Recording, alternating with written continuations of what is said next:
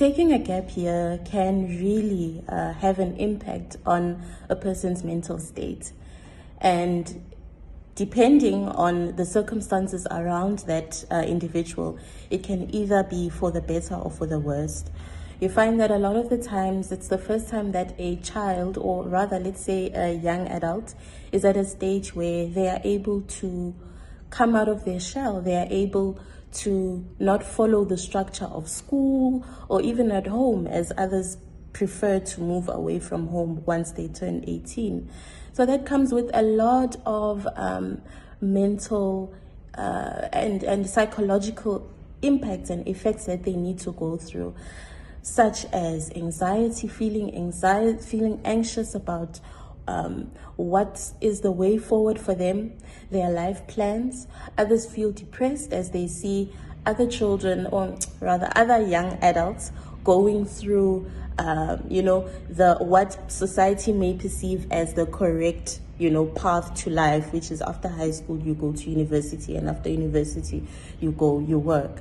So not all of us are able to go through that path in one straight line. And because of that, those type of situations can sometimes exacerbate a person's negative mental state. And they might find themselves now trying to compete with other individuals, with other young adults, and that then sometimes leads them to then commit violent crimes, such as robberies, hijackings, in an effort to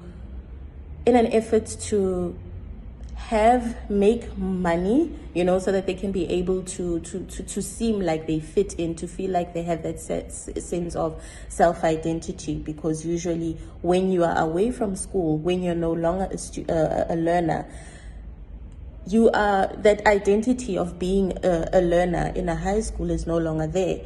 If this is an opportunity, a chance for you to carve a new identity, and sometimes that identity can be negative and pushes people to do things pushes people to engage in violent crimes, and in an effort to fit in an effort to hide the pain, the embarrassment, the anxiety, and in an effort to seem like they are, better equipped to handle, life as an adult. I do believe that to a certain extent, forced gap year can push certain individuals into a life of violence and crime. Most of the times, an unplanned gap year can affect a person's mental state negatively, in the sense that they become stressed out. They feel like they are a failure. They suddenly get anxious and angry also at the world, angry at themselves. And then they take out that anger, that stress, that frustration on the people around them. It's either through being involved in a life of crime to try and keep up with their peers, or they then find themselves in situations where they are now abusive towards their family, their loved ones, or the people that they are in relationships with, particularly romantic relationships.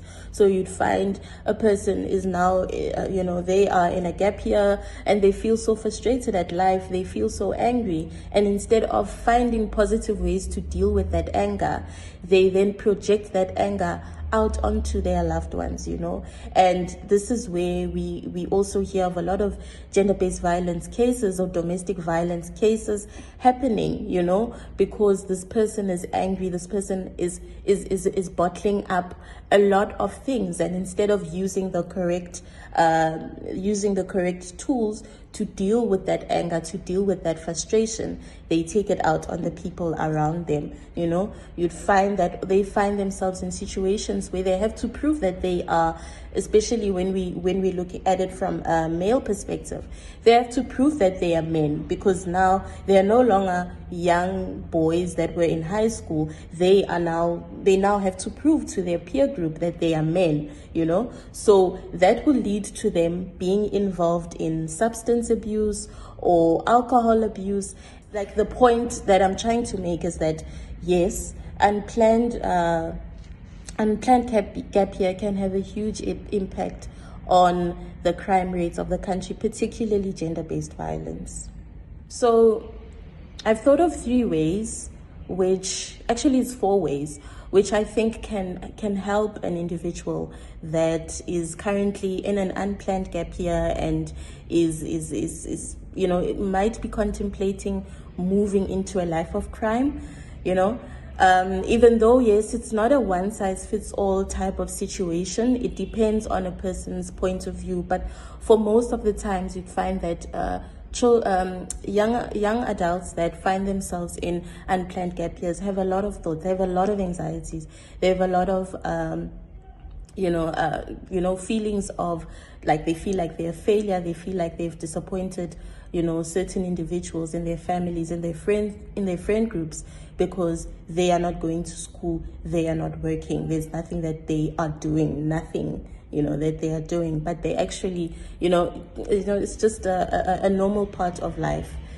But I could say the first mechanism that they can engage in is to try and keep themselves busy.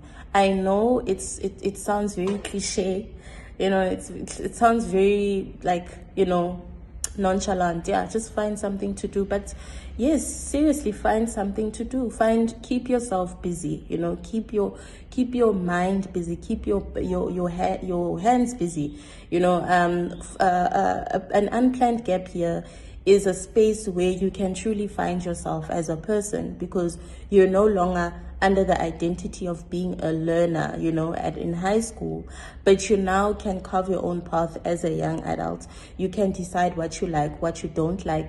You can pursue the interests that you like. If you're into music, you have the whole year to now pursue your interest in music. If you've been writing poetry or you're a poetry writer, this is the year in which you can seriously pursue writing on a regular basis, and get your stuff published, So if you like reading, this is the time in which you can spend more time in the library, spend more time in book clubs, involving yourself in positive community activities that will allow you to not think so much about what is going wrong in your life now that you are in a state where you are going through an unplanned gap year.